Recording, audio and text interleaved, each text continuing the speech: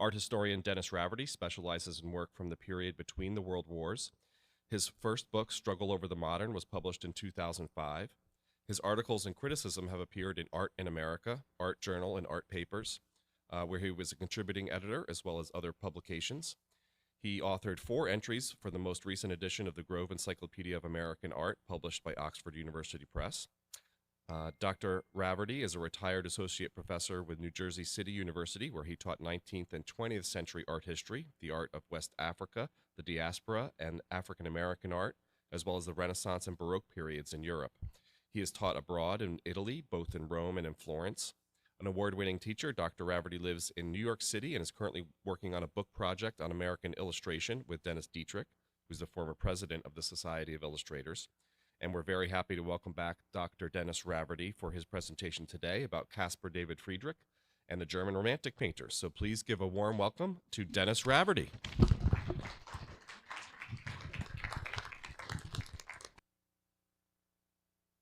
Pleasure to come to Port Washington. And I have today a really, really great painter, one of my very favorite artists in all of art history, Caspar David Friedrich, the German Romantic. So we're going to be exploring his work in preparation for the first retrospective of his work to tour the United States, opening on February 6th at the Metropolitan Museum of Art. I saw the one 30 years ago, and it was pretty spectacular, and this, I'm sure, will be up to it.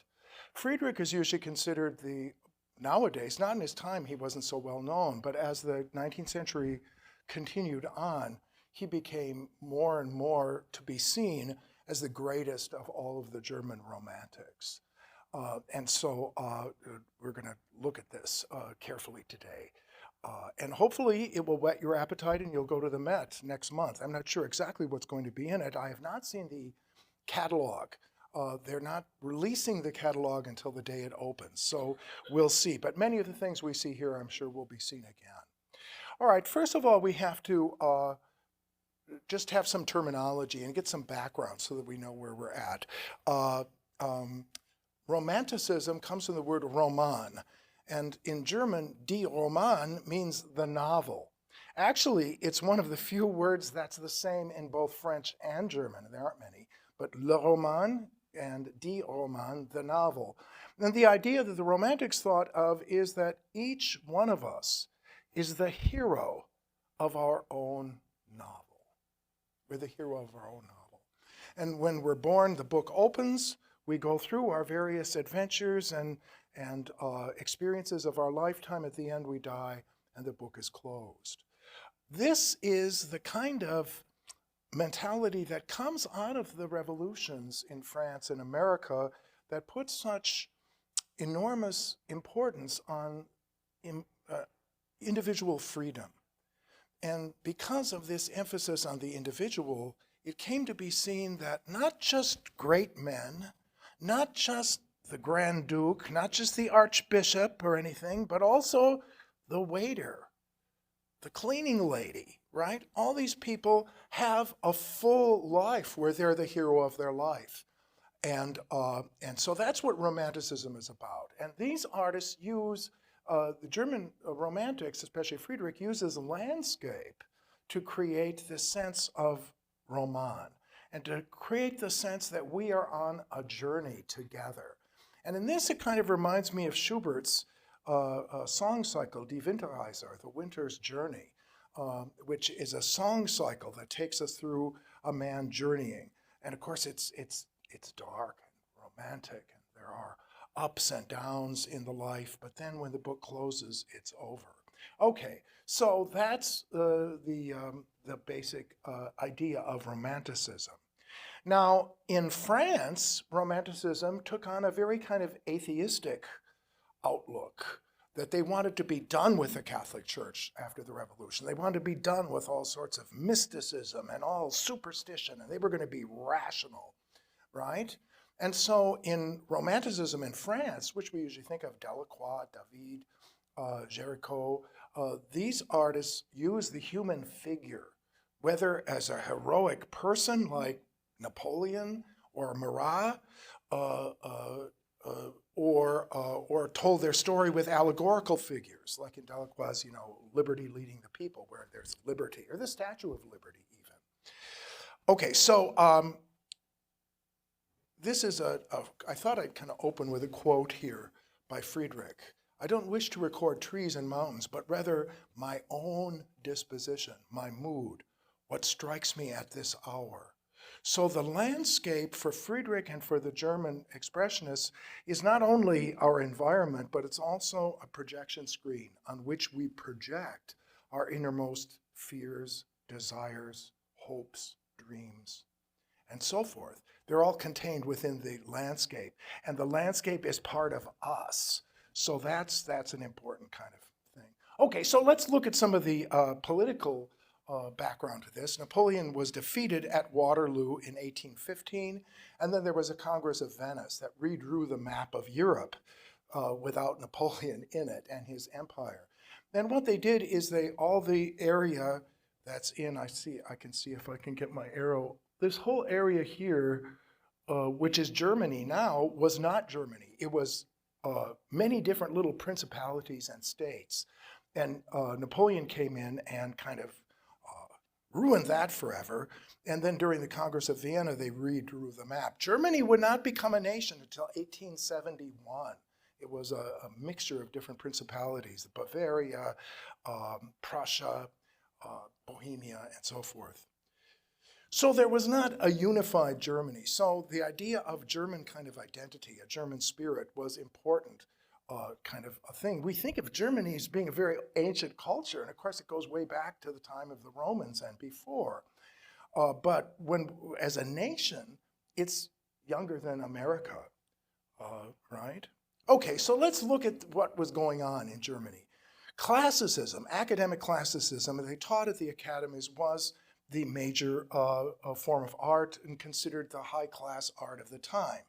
And classical art looked for noble simplicity and quiet grandeur. And this is the Apollo Belvedere, a Roman copy of a lost Greek ancient original of Apollo, the god of the sun. And it has that noble simplicity and quiet grandeur. Anton Mengs was the major German practitioner of this and teacher. And this is one of his mythological subject matter. We're not going to spend a lot of time on it, but it's the heroic male nude and female nude done with classical restraint and classical order and balance and harmony and all that sort of stuff that came out of the Italian Renaissance originally. And this is a copy, this is an engraved copy of a painting that's actually in Spain. He became the court painter to the King of Spain. But Mengs still had a lot of influence in conservative circles in Germany. And this is an etching of Apollo on Parnassus. And it's very well drawn, and the anatomy is correct, and it's a very large painting, but it is very, very boring. It's very boring. It's very stylized. It's very derivative. It's very kind of sentimental. And this was considered the high epigee of art. Now, Friedrich was trained in Copenhagen at the academy there. There was not a central Royal Academy where there was in England or in France. And this classicism also influenced German architecture, like the Brandenburg Gate, right? Classical columns, just like in a Greek temple with a charioteer and horseman on the top. Or the Altes Museum in Berlin, again, that stately row of classical columns, balanced, harmonious, orderly, and so forth. Or the Opera House, right? Classical form. But these two guys were the leaders of the Romantics. And we're going to look at each of them, Runge and Friedrich. And I love these portraits, especially of Friedrich. He looks so much like a man possessed. He's such a romantic. These guys are bigger than life. Runge was really interested in transforming religious art into the landscape. But he didn't have, because he lived in a Protestant country, northern Germany, there was not really any call for painted altarpieces or anything like that, like Catholics would have. So he made his money doing portraiture. And here's a portrait of two children of a business associate of his brother's, two children and the baby as well. But what I want to point out here is this incredibly unsentimental look at childhood. The rawness of it. It's not a cute little Gerber baby. It's not a Victorian angel. It's a kind of a raw 6-month-old, 9-month-old baby who's kind of closer almost to animals, closer to their instinctual nature. I think he captures it beautifully here.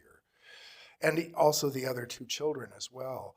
But what I want to point out is his use of the landscape. Landscape could tell deep spiritual meanings. So he would sometimes use religious iconography, like here is the rest on the flight to Egypt when Mary and Jesus and Joseph flee Bethlehem to avoid the wrath of King Herod after the wise men leave. And I guess they've stopped overnight, and Joseph is building a little fire there. But what I want to point out here is how much the landscape tells the story. The story isn't so much just about Jesus and Mary, but the whole landscape, the birth of the new birth that's able to take place, the tree that's flowering with little angels playing harps in it and so forth. These are kind of new harbingers. Here's another painting of Christ and St. Peter. Christ walks on the water. St. Peter comes out of the boat to meet him, and then once he realizes that how this is impossible, he sinks, and Jesus saves him, right? But again, what I want to show you here is how much of this story is told by the moonlight and the colors and the glistening reflection of the moonlight off the waters. So much of the story is told by the landscape, not just the figures. And this is what he wanted to do. He wanted to create a new sort of Christian landscape that would embody the mystical and the divine. So he was going to do a series on the times of day, but he died at the age of 32. So he never actually got to do it, but we do have some sketches. And here's one of dawn, called Aurora, just before the dawn. And it's a small version, but they were going to be very large paintings. And he was going to display them in a special Gothic kind of structure, and he was going to have romantic music playing at the same time. So he was into what the Germans call a Gesamtkunstwerk, or an all-encompassing work of art that surrounded you, right? So it wasn't just looking at a painting, but to be surrounded by paintings, by having it lit in a certain way, by having music to enhance the romantic mood, right? So he's really setting the stage, almost like you would, create a church, But here, instead of for a church, it's for a secular embodiment of nature. So let's take a look at some of the things here. The newborn day is an infant shown in the middle of the meadow, just sort of, their awakening at the dawn. Below, the frame is all painted too, and we can see the darkness of man's sin he talks about is there in that eclipse sort of sun. And then you see the roots of these bulbs that turn into flowers, and they kind of imprison children.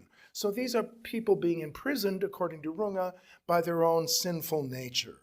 But as we rise up in the painting, we can see that the flower erupts and a baby comes out and a lily opens. And the sky, which at first looked like clouds, is hundreds of little faces of cherubs greeting the newborn son. And there's the morning star. You can see right there with the three angels below it, Venus, the morning star. And then Aurora herself. This is before the sunset, the pre-dawn. So here she is shown almost naked, a beautiful kind of Venus-like figure, and she holds, and a lily opens, and infants are in it. So he's trying to create a whole sort of cosmology of nature, whereas instead of going into a dark church with the confessionals and the statues and stained glass windows and all the darkness, to rather have this nature is kind of the church. Nature is the place where we encounter God. So he's very influenced by religious art, like this by Raphael, the Sistine Madonna, which is actually was in Dresden, so he would have been able to see it there. But he's in a way secularizing it, right? Because he's making it just dawn. It's not Mary. It could be the dawn of any day, of anyone's life. The infant is not necessarily infant Christ, but the infant us. Our infancy at the beginning of.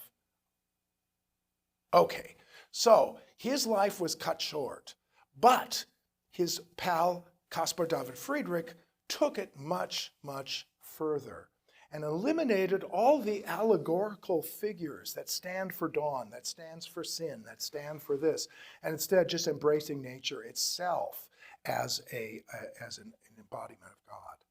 Now, one of his early paintings, one of the earliest ones, is the cross in the forest.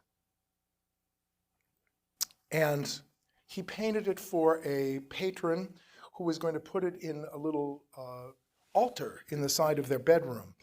But before he sent it off, he had an exhibit in his own studio where he invited critics and the public to come and see. It's just a small painting. It's called the Tetzian Altarpiece. And it got very poorly reviewed.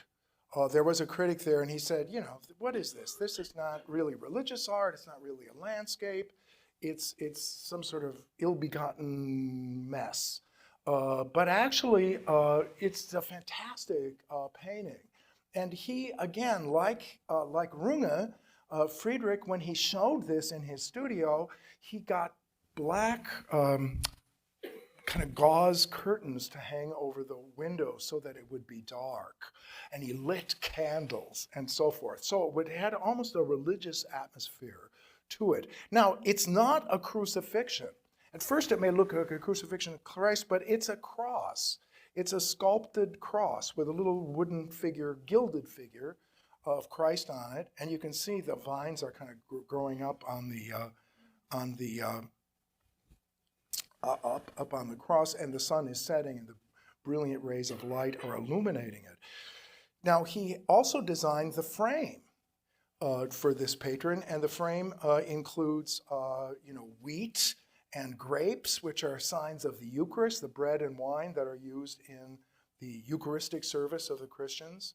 And he was a Lutheran. And on the top are infants and so forth. He had a sculptor actually carve the frame. But it's interesting that the whole thing is set up like it's an altarpiece, but yet it isn't a religious scene. It's just a scene that you might come upon as you're wandering through the hills because there are these little statues of Mary or a little crucifix or a little roadside shrine. And we find these as you're wandering in the forest. So he's doing that. Now, one of the things that upset people too was there's no place for us to stand. He kind of broke all the academic rules. You're supposed to stand, you're supposed to be standing on firm ground. Maybe there's a road or a river that takes you deeper into the landscape. But here, we're sort of just floating. Right? We have no place to stand. They didn't like that. They thought that was not the right way to do it. But I think the best way to approach Friedrich's landscape is that the real subject is not the landscape, but is the viewer. The subject of the landscape then is you. The individual going through their roman, going through their novel, going through their life. So it's like he picks out these little scenes that one would normally not pay any attention to, right? It's not a magnificent, sublime sunset or anything like that. It's just a bare bush on a cold, gray winter day, right? But it's like he places us there, as if we're to see this in this mystical sort of way as a revelation of higher powers. Do you see how that works? Here too, he places us right there. So this is like an outdoor altar, instead of being, an altar and statues and so forth, or with a steeple on a church. Instead, it's a natural altar, and it's there's this little place carved out that we know that we're supposed to be in. So he places us into the landscape. And the landscape is a metaphor for our journey through life. So, for example, here, we're placed on this path just after one of the first snows of the year. It's a little bit of snow. And the path, of course, takes us deep into the woods. And this is this coniferous forest, and the trees are very, very tall, so they're very, very, very old. Maybe much older than us. Maybe we're there for 30 years even before we were born, right? So he places us, our journey is to go through the dark forest. And of course, it's a metaphor for life, because life itself has its dark moments. It has its moments of fear, of disappointment, of uncertainty, right? And he places us as if we're on this winter journey and we're going to go into the deep forest, right? But have no fear, although the deep forest maybe does have wolves and so forth, it also, there's this bright sky above, so that we know that even though we're going through this dark passage in our life, we will eventually emerge out of it, you see? So there's this narrative element to all romantic art, but especially here where you'd think there's no narrative, there's no figures.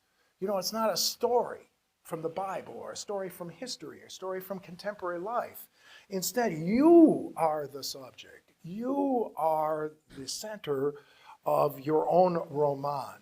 And he places us here to begin to see the mysterious and the awesomeness of nature, that we don't need an image of God. We don't need an image of Jesus or of Mary or of anything like that, that nature itself holds all these mysteries in itself, that is grander than any church or any statues or any stained glass windows that we could possibly invent, right?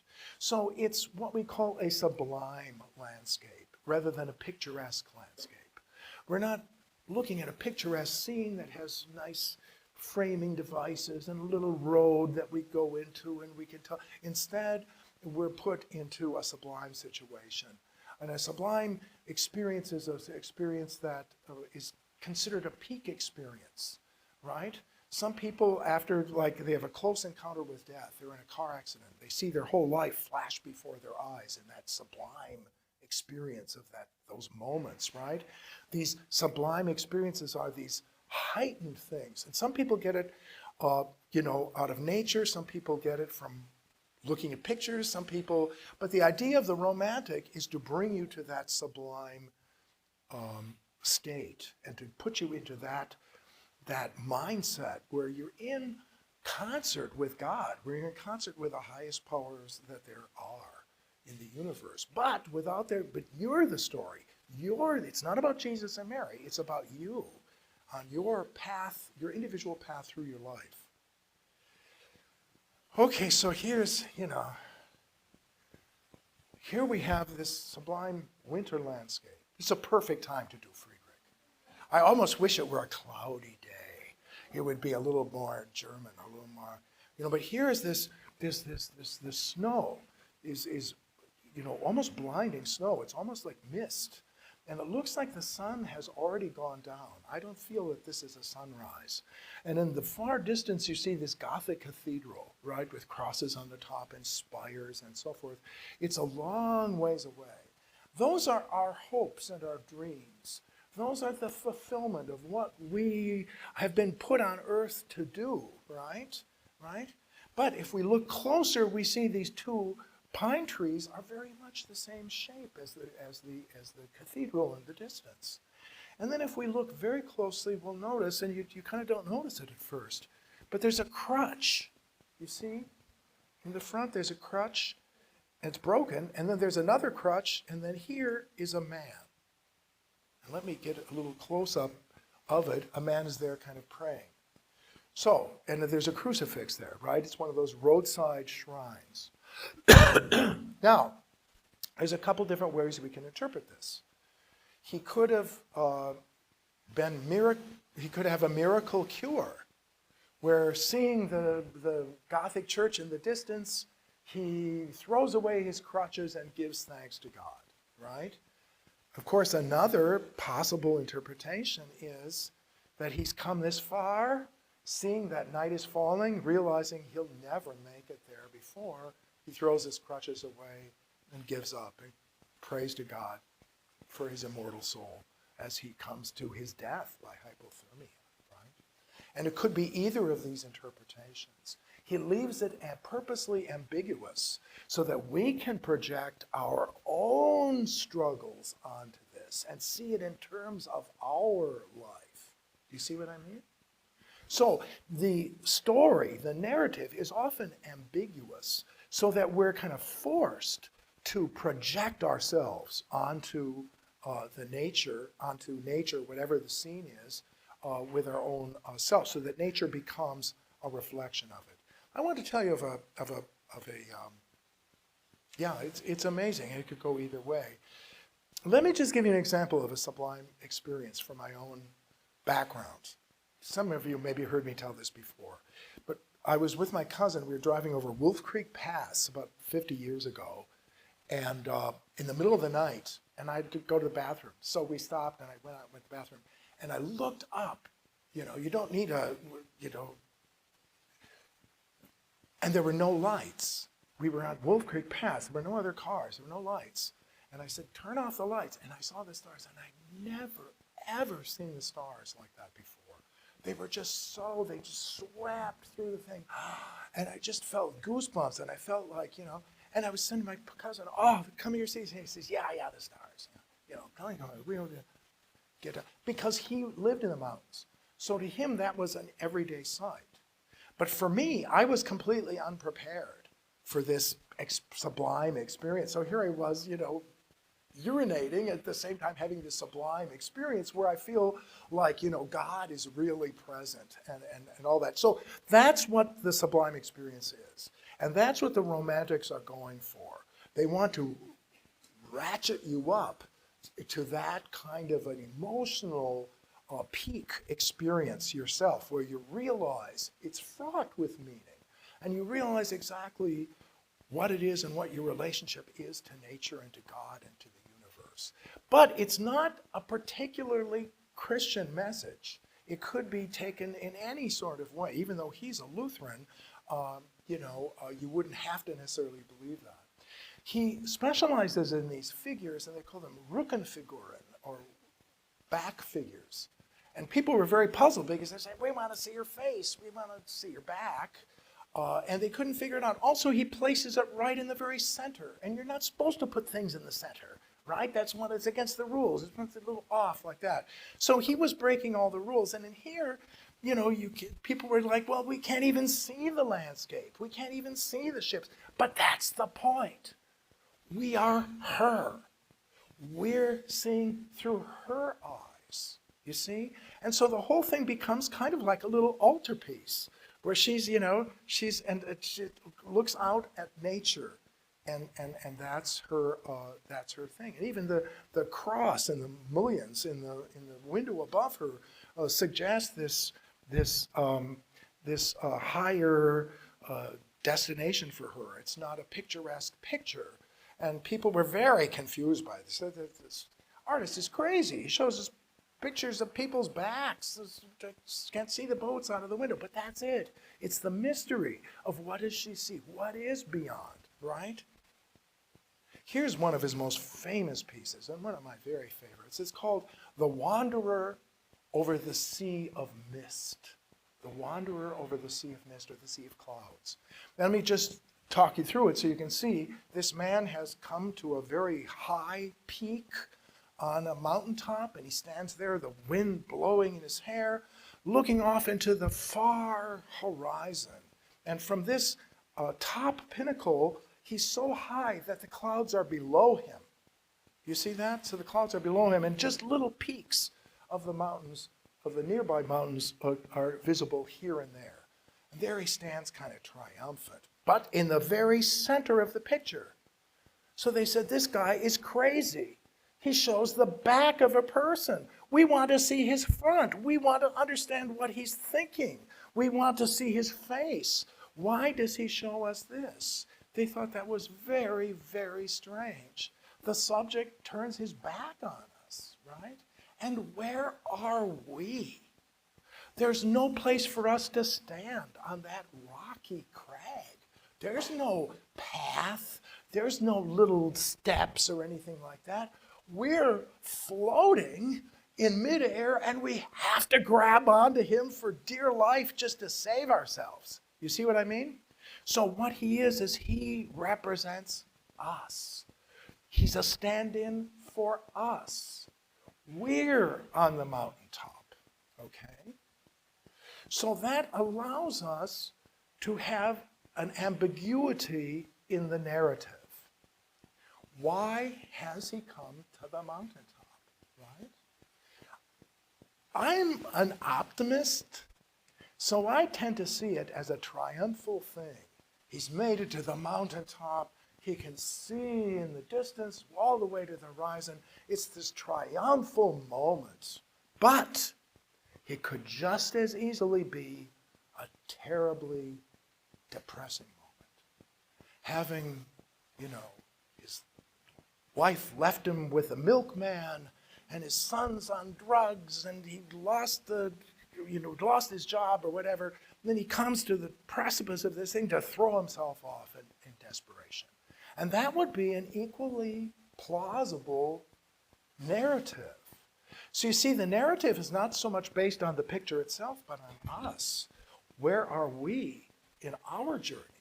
Where are we in this thing? Okay, so if we say this is us, and he's looking off into the distance, those are our hopes and dreams. Those are the things that we want to accomplish in our life, whatever they are, right? To have a family, to do lectures at libraries, I don't know, whatever it is that's out there. Now, another very strange thing the critics noticed is that this mountain climber is not dressed properly for mountain climbing. If you're mountain climbing, you have to have boots, you have to have ropes, you have to have all this gear to climb the mountain. But he is dressed in a green velvet smoking jacket. Green velvet smoking jacket, right? And a smoking jacket, we don't have smoking jackets too much anymore. I guess Hugh Hefner always had, is that the Playboy guy? He always had a glass of brandy and a pipe and a smoking jacket. A smoking jacket is not an outdoor article of clothing. It's for like after you have these huge meals and the women go off to do the dishes, you have cigars and brandy with the men and you put on your smoking jacket and you talk about politics and other heavy things like that, right?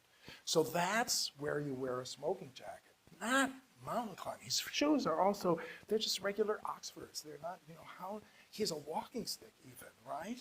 So he's improperly dressed for this. Why didn't he put him with a mountain? Well, think about it. Where is this man? Really? Where is he really?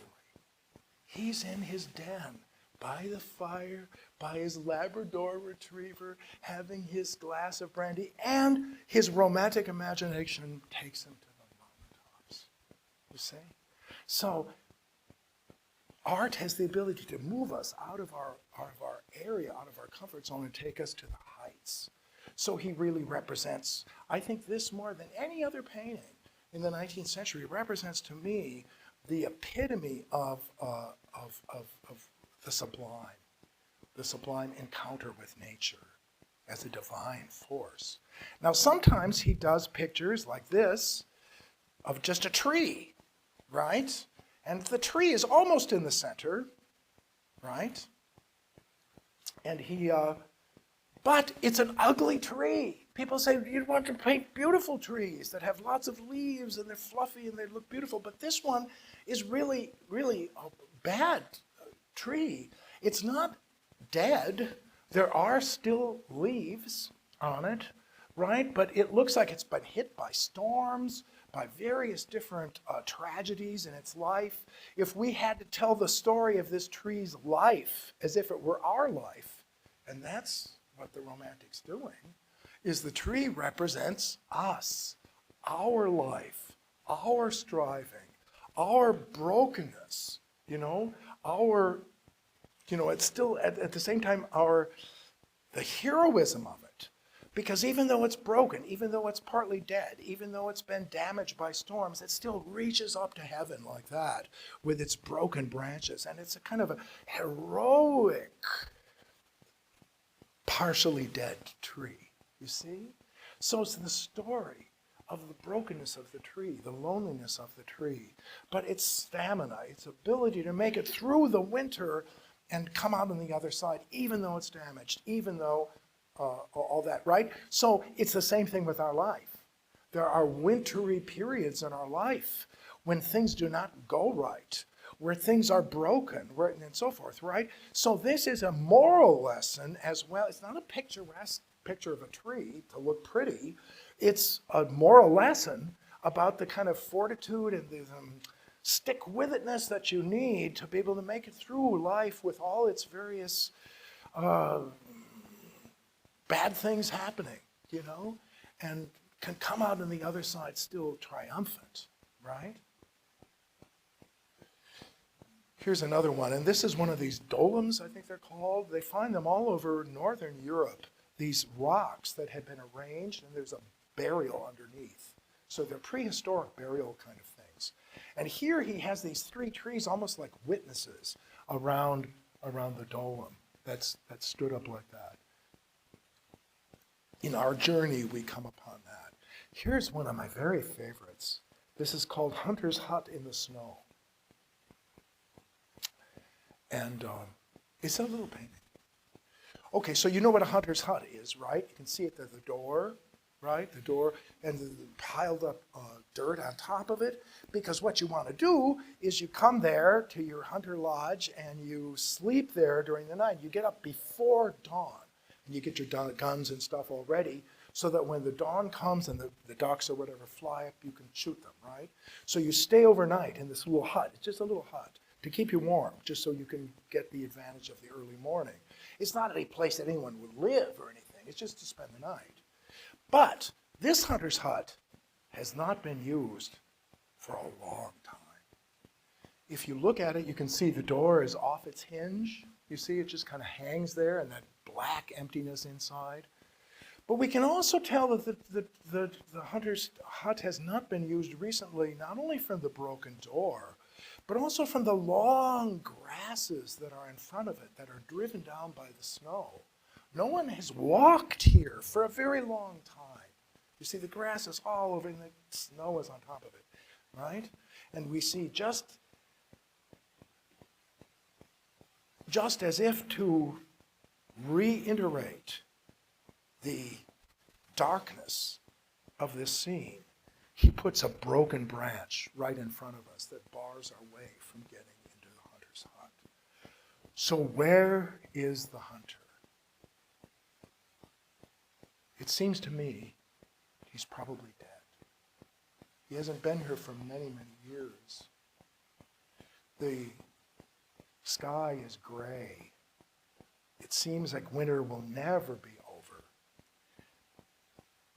But let's look at those trees behind, because I want to point out something up here, that these trees have a very unusual thing where they come up like this and then they branch out. Does anybody recognize that? That's not a special species of tree. It's a tree that's been cut back.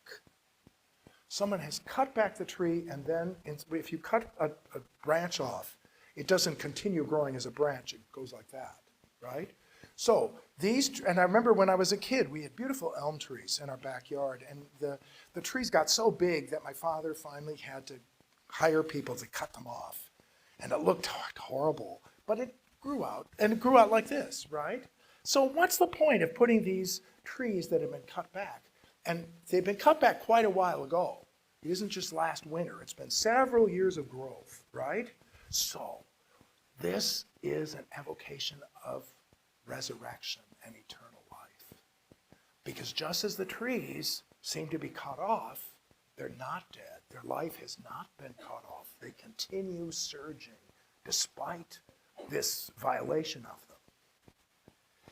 And so even though the hunter is dead, even though we shall die, I mean, that's part of the whole thing is where are we on this road? Where are we facing the inevitability of death, that open door, the blackness within, right? But then if you notice on the side, right here, easy to miss, right here, is a little tree that has burst into blossoms in the snow, right?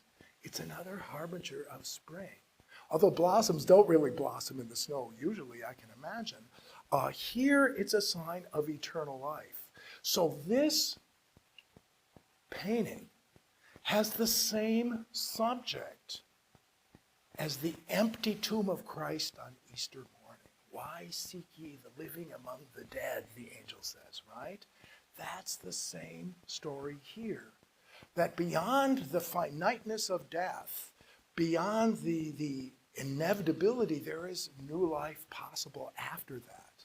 You see what I mean? So he's struggling with these ideas of life and death and all that, and it's just a little picture of a hunter's hut in the snow. But it's amazing how he takes these little things and can give them such incredible weight, such incredible mystical sort of significance, right? Here's actually Easter morning. And so he's showing the three women coming to the tomb of Jesus to anoint his body after the Sabbath. And they come to the grave, and so the story goes that the tomb was empty. An angel says, why seek ye the living among the dead? He goes before you to Galilee. But this is the morning. This is before and that's the moon, not the sun. They come before dawn to here, and you can see the pathway takes us right in and leads us toward the graveyard, right? The trees are bare, but there are little tiny buds on the trees if you look carefully, so that it's an image of the cycles of life and death, right? And so that resurrection is not just Jesus, but our whole life is made up of little deaths and resurrection. You know, at one point, I used to tell my students, it seems hard to believe, but I was a little boy at one point, and at a certain point, the boy died, and a man was born. And then later on, an old man was born, where there was a man. Now I'm an old man. It's kind of these rebirths that have not physical birth, but the kind of psychological, spiritual rebirth that can happen. And yet, even though this has a ostensible Christian message, the message is more universal than just Christianity, because he's not really talking about the death and resurrection as Jesus, as much as he's talking about the death and resurrection of every one of us, many, many times over the course of our life, right? This is the one at the Met. It's the only one we have at the Met. It's a little painting. It's called Two Men Contemplating the Moon.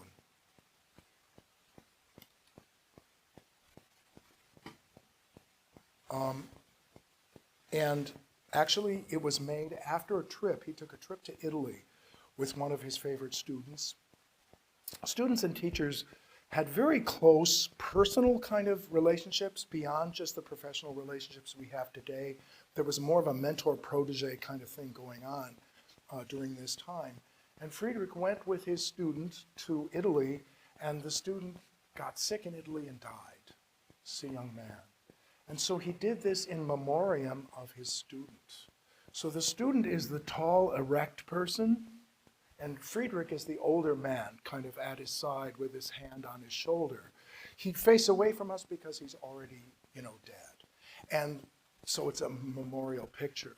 Also, the tree is uprooted, right? So he's talking about the uprooting of this young man's life, right? And what a sad thing that is, and how the roots kind of, but then the new moon, just a very faint new moon that's just beginning, shows the continuity of life, that even though this student is dead, still he's not forgotten. His essence continues, that there's some sort of faith, a hope, of eternal comradeship in an eternal thereafter, right?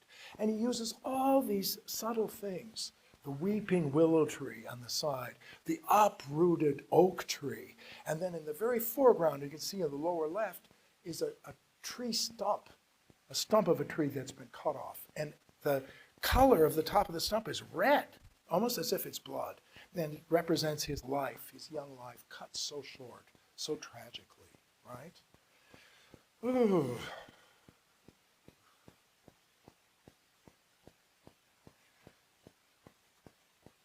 This is one of my favorites as well. His seascapes. You know, he lived near the Baltic Sea, and he has these beautiful romantic landscapes. And again, it's the voyage. It's the moonlight voyage of us. This is the ship of our life. Where are we headed?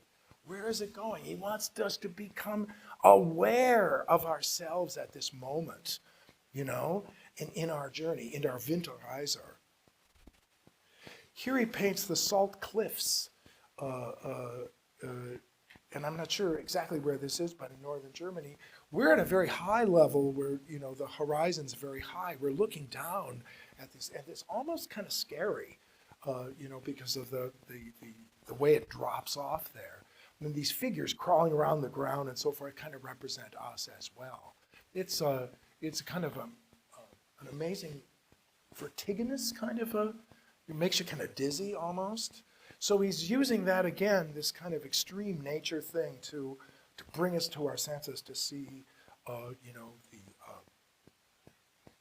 the significant, the hidden significance in nature. Nature isn't just a random thing, but nature is more a projection of our own selves onto nature. So in a way, he's not really painting nature. He's not really painting landscapes. He's painting internal landscapes of the projection of the self. Now, this used to be called the sinking of the hope.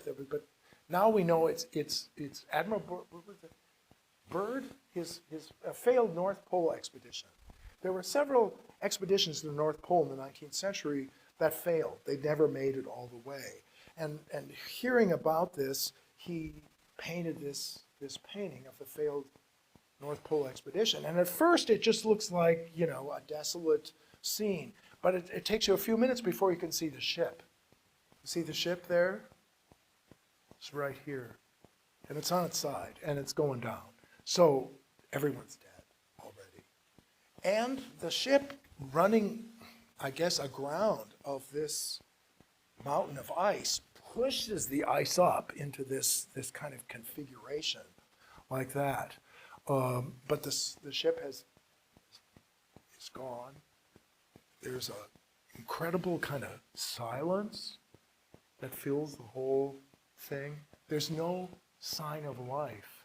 And eventually, the ice that's been brought up will resume its old form, and the ship will completely sink. But the important point here, I think the moral point he's trying to make, is that it doesn't matter if we achieve the goals that we first. It's not important if we actually achieve our goals. It's rather the journey, trying to get there, the reaching for it that's important to him, not whether we actually achieve it. The journey itself is the message, right? Here's one of my favorite, the Abbey in the Oak Forest. And it's one of those wonderful winter scenes of just a few moments in winter after the sun has set, where there's still this afterglow. And it only lasts for like 10 minutes. You know what I'm talking about? You've all seen this. This kind of thing happens in the winter. I don't see it too much in the summer. Sun has gone down, and an abbey church, of course, is different than a regular church. An abbey is where monks live. And so this is an abbey in the Oak Forest. It's a monastery church with its Gothic window in the front. But it's the ruins of a church. It's not really, it's just the ruins of a church in the middle of a forest. And if we look carefully down in the snow, there are several black-clad monks carrying a coffin through the door. And if we look on the right, we see graveyard, we see crosses and so forth. So, so what are we looking at here? This abbey is not a functioning abbey. And the monks are not really monks, they're ghosts, right? This is a meditation again on death. Now remember, Friedrich is a Protestant. Protestants don't have monks, right? But he puts the monk in because monks, he knew that monks give up all sorts of things in order to pursue their spiritual life, right? So they give up marriage, they give up eating rich foods, they give up lots of things to devote themselves entirely to God. So that's why he brings in monks, because they represent that spiritual journey, that inward journey, right? So they're ghosts. And the sun has just set. Within moments, it will be totally black. But those trees that reach up into the gray sky, like old man's hands or something, right? These gnarled hands, those are oak trees. And the oak trees live to be very, very, very old. So the oak trees might have very well be older than the medieval abbey, right? So we have this abbey, or just the ruins of an abbey. We have these ghosts, and we have the dead trees in the winter. And you might almost think that this is a hopeless scene, right? We're all going to die, the sun will set, and we'll all be forgotten. But this sense of hope, if you can look, very hard to see, but right up there is a new moon. Just a brand new moon, right? So that what's happening is that this is a cyclical thing. It's a new moon. It's not the end, it's the beginning of something new. So that death is not necessarily the end. It's maybe the end of our journey in a certain way, but he's suggesting that there's something beyond that, an essence, a spirituality, a God, a nature, a spirit, something that takes us beyond the pale of death. That after the setting of the sun, the oak trees are still alive. And remember, the oak trees are not dead. They look dead, but that's because it's winter. And within a few months, within a few more moons, these trees will burst into foliage, and they'll be, completely,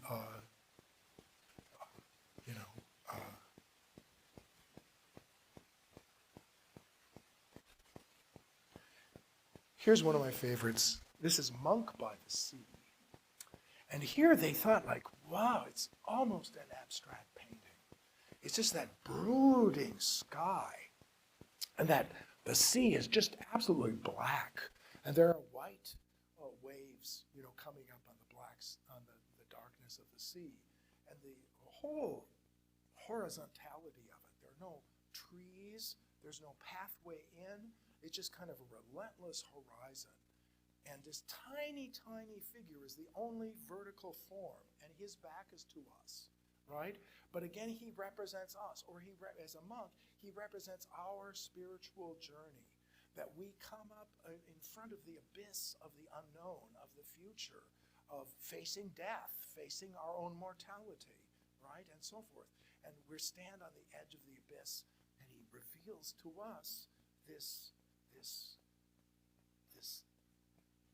imminent divinity of nature, that past the brooding kind of melancholy that may afflict us from time to time, that there is a greater essence kind of beyond that. I don't know. I think words, I realize I'm using words that can't speak nearly as elegantly as the painting. Right, but it's an amazing in its kind of simplicity that it almost seems like it almost seems like it could be an abstract painting, right? And in fact, one of my very favorite art historians, probably has influenced me more than anybody else, is Robert Rosenblum. And in the late 70s, he wrote a book called The Northern Romantic Tradition, From Friedrich to Rothko. And he traces this whole kind of Germanic northern history of modern art in the 19th and 20th century and barely mentions Paris at all, right? Because he sees that Germanic side as being overshadowed by the avant-garde in Paris. And at the end of it, of course, is Rothko. And Rothko is an artist who died in the early 70s. He committed suicide. And Rothko has these amazing paintings that are completely abstract, and they have that same kind of encounter with the void. As you might see, here's a show that was in Boston recently of Rothko's work. What I just want to point out is this sense of mystery, this sense of an encounter with the sublime, the idea of facing our own mortality, facing the mysteries of death, facing the mysteries of the beyond, facing the mystery of who we really are, of what we really want, of where we are in this journey, and being conscious of where we are in the journey. I think that's what he's helping us find, is that we must find those supreme moments. We must find those experiences that put us in touch with something deeper, something greater than just the mundane reality of everyday life. And in this sense, I think that romanticism and the search for the sublime that deals with these immense issues of life and death and mortality and God and existence very much continue into the 20th century. So I think that all the great art of the last 200 years basically has been influenced by this romantic concept, where we are the center of the universe. We are the strategic point of human freedom and being masters of our own destiny. Okay, so that's Friedrich. Rothko's kind of great last work was these black paintings that are in Houston in the Rothko Chapel. And I guess, and then he finished these and then he killed himself. So it really is this kind of sublime encounter with death, with the beyond, that has to do with that. So, das Ende. So, let's open it up for questions and see if we can, I hope you have a chance to take that little review that I did in the back and take a look at it. My apologies, it's very small. It was on a larger, tabloid kind of a thing. But it gives you some of the things I was talking about. Okay, well, let's see. Now we can see where we are. Yes? I don't know, because it hasn't opened yet. And so, like I said, I was hoping to get the catalog and be able to read through the essays, but they're keeping it under wraps. Well, thank you so much, Dennis. We'll take some questions here. Yes, let's have a round of applause for Dennis. And I'll encourage people on Zoom, you can type any questions you have up there. And then I think I saw a hand back here. We'll go through some questions. Were all the romantic artists at the time as dark as he was? Like, what was going on in his life? He seems very dark. Yeah, he has a lot of encounter with death and with eternity and so forth. Yeah, these are the sort of questions that he talks about. Not all the romantics, well, romanticism does have to do a lot of it with the encounter with death, and of a near-death experience is often said as being a sublime kind of moment of truth. They're trying to get you to this moment. The thing is, what Friedrich does, I think it's so unusual, is he uses the landscape. So it's not the human figure, it's not a hero, it's not Jesus, it's not Hercules, it's nothing like that. It's you, and you're in this landscape. So yeah, the romantics often have a dark, kind of brooding, melancholic quality. And there's kind of a deliciousness to this melancholy in a way, and that's, I think, what he's going for. Yeah, no, all the romantics aren't, well, some of them are darker. If you go to Goya, Goya is really, really dark. And I know I did a presentation on Goya for a couple of years ago for Halloween, and it was almost like too dark for Halloween, Any other questions? So Dennis, just to clarify, you said the Met exhibit is opening in February. Do you know what the date is? I think it's February 6th is the opening date. Okay. Yeah, we'll you want to get go the date take a out, look and I at- saw a hand over here.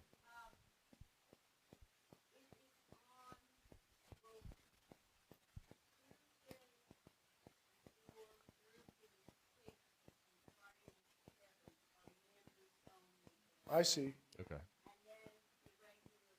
I think it goes on through May. Through May. Great. Mm-hmm. Terrific. Okay.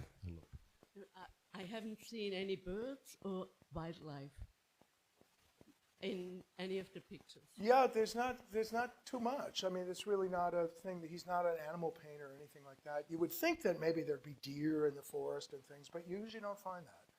You just use the human presence, the presence of the subject, the person, the viewer is the subject. Yeah. Although the 19th century, you know, has a whole tradition of animal painting. Some of these, like Rosa Bonheur, for example, that specialize in animals, some beautiful work. But that's not what he's into. You know, but that was one of the weird things is they thought, what are you into? You know, it's like you're painting these empty scenes. You know, you're painting people's backs. You know, it's like, what's wrong with you? You know, and it took people a long time before they began to kind of see what he's trying to show us, I think.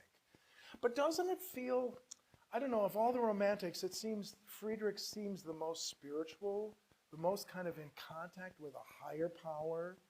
Because in the French Revolution, you feel like some of these paintings of, you know, David, of Napoleon crossing the Alps, that he's the hero. It's not the landscape. You're not the hero. Napoleon's the hero. In here, you are the subject. Your life, your desires, your fears, your hopes, your dreams, those are what are being represented. So that the nature, we're projecting ourselves onto nature, which shows the importance of the individual and the individual's struggle and their own individual life. Each of us has our own life and has our own hopes and dreams and fears and our whole, you know, the whole thing. Like I said, everybody, the archbishop to the cleaning lady, they're all alike in that same way, and we all face death. This is why love and death are such a big theme for the Romantics. In fact, you know, Wagner, you know, does the Liebestod, the love-death theme from Tristan and Isolde, because they do seem the things that kind of give meaning to the Romantic, to life. Love, because that means we're not alone. We can find friendship, we can find romantic love, we can find erotic love, where we feel we're one with another person. Do you see what I mean? Or I kind of lost my train of thought now. I'm sorry. It happens. Another question over here. You didn't specify how he died. Did he kill himself? No, Friedrich, no, and he lived fairly long. He didn't. Runge died very young, and I think it was from tuberculosis. I was taken with your comments on the sublime and this Nordic coldness. Yeah, And the opposite to me is Innes, whose vision of nature is kind of religious and spiritual. Yeah. And at the same time, it's brighter and more hopeful. yeah. The Americans in general, they also have a very spiritually kind of guided landscape, the Hudson River School and so forth. Innes kind of at the end of the whole thing. But yeah, there's a definite feeling of, you know, this is our new Garden of Eden, and we're here, you know, to change it, to transform it. So yeah, there's a lot of reference to. Cross-fertilization, I mean, I don't know how, I mean, obviously they didn't have art magazines going, you know. Oh, across they the did internet. actually. They did? Yeah. They had journals and so forth. But you'd have to travel to be able to, you know. But there were shows. So but see, he was in northern Germany. It's a little isolated compared to like Paris, for example, right? So he was out of the mainstream in that sense.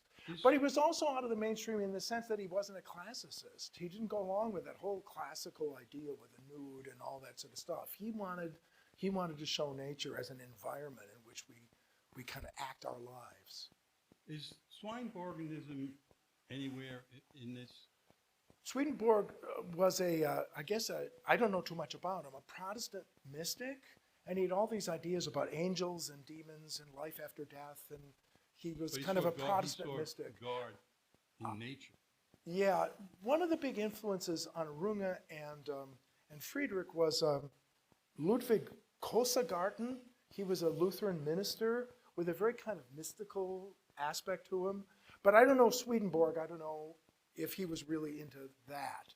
But he's obviously kind of a mystic, you know. I mean, he's looking at these mystical dimensions of nature and what they reveal about our inner life, you know, our inner struggles. Thank you. So I'll just check in upstairs and see if there's any questions on Zoom up there. Yep, there are a couple of comments.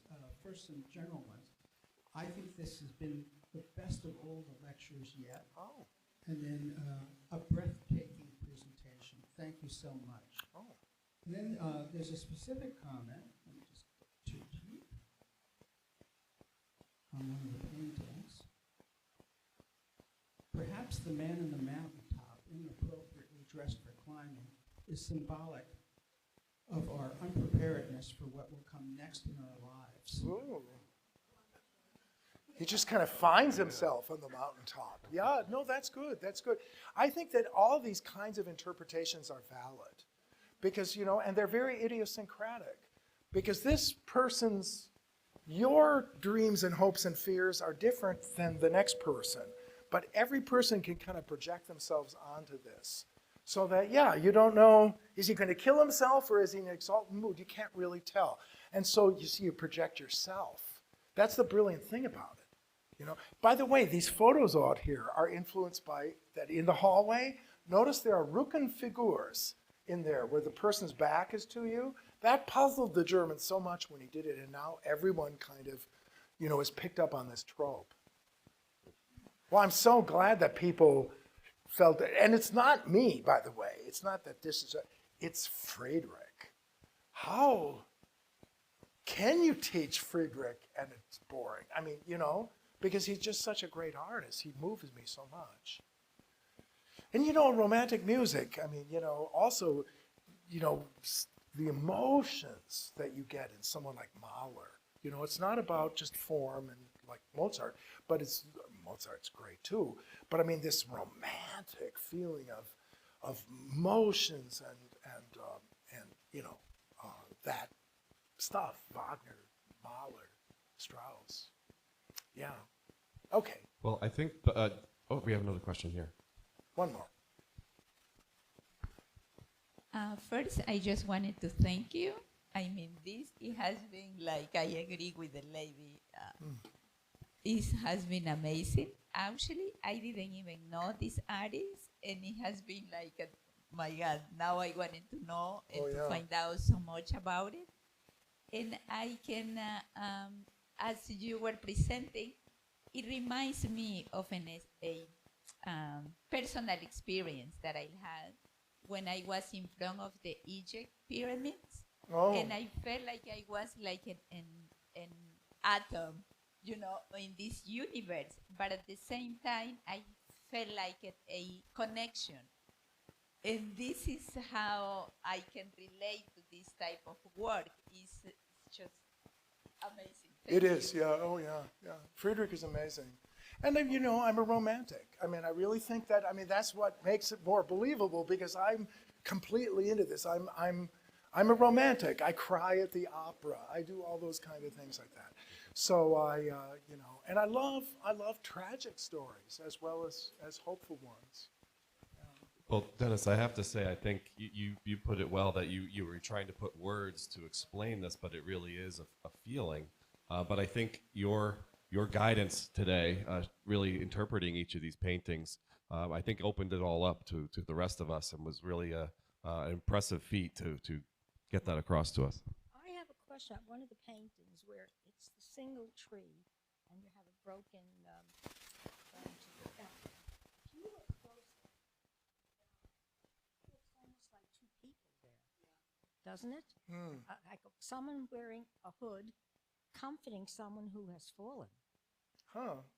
Yeah, I kind of see. I could see there Yeah. could see, but all these kind of interpretations. The more interpretations, the better.